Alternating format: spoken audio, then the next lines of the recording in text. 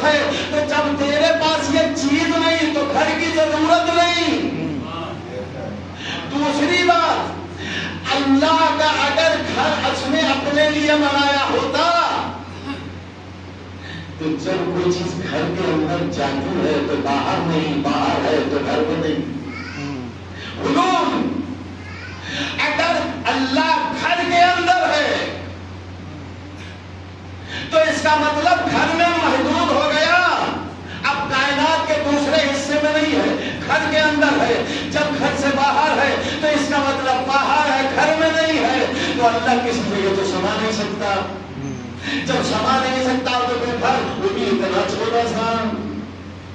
بڑے بھائیوں نے تو کتابوں میں لکھا ہے کہ اللہ اتنا بڑا ہے کہ جب شب جمعہ عرش پر بیٹھتا ہے تو کرسی چرمرانے لگتی ہے اور چھلنے لگتا ہے۔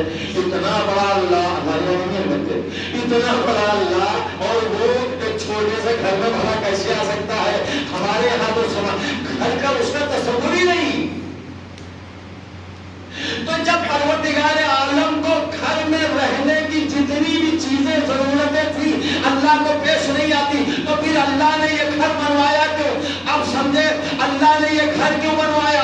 جب 15 رجب کو حضرت فاطمہ بنت اسد جب خانہ کعبہ سے واپس نکلی اور ساری عورتوں نے، مکے کی عورتوں نے مل کے پوچھا کہ بنت اسد تم 3 دن اس کے اندر تھی، تم نے کھایا